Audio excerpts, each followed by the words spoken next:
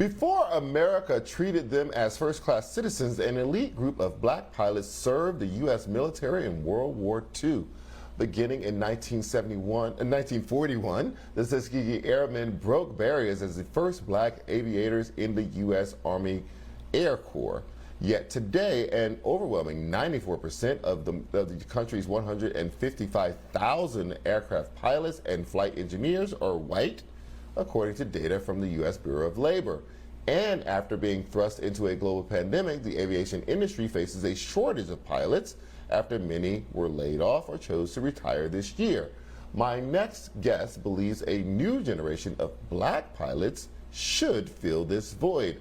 Joining me now is Dr. Brian Smith, president of the Tuskegee Airmen National Museum. Dr. Smith, thank you so much for joining us. First of all, tell us about the museum a little bit, because for those of us who didn't know that there was a Tuskegee Airmen Museum.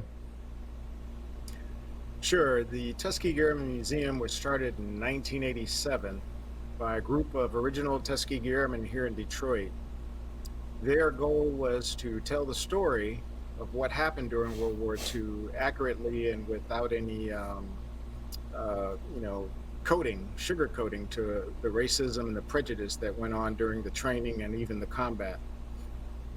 We are now a larger organization that has about 14 flying aircraft, most of which are used to teach young people how to fly so they can become airline pilots and military pilots. And we have the largest collection of Tuskegee Airmen artifacts in the world. In fact, we just started recovering a P-39 from Lake Huron. We have about 300 parts of that aircraft in our museum being conserved for a memorial to the pilot Frank Moody, who perished in 1943 while training here in Michigan.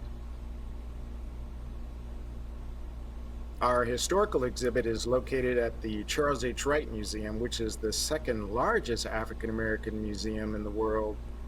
And until we can build a building of our own here at Detroit City Airport, we are about to embark on a flight school so that we can really get down to the business of teaching African Americans and underrepresented youth how to fly airplanes. Right.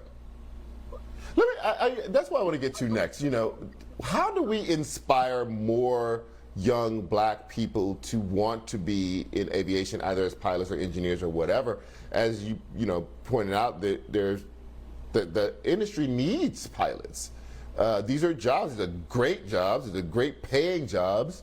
How do we open up the kind of possibilities to young black people? Like, this is something you can do, and you should give it a shot.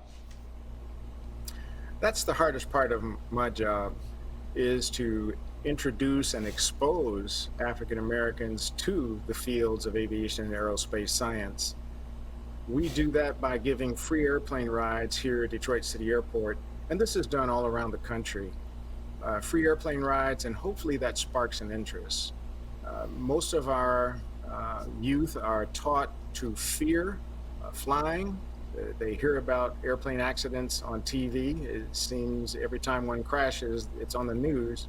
And if they did that with automobile accidents, maybe they'd be afraid of driving.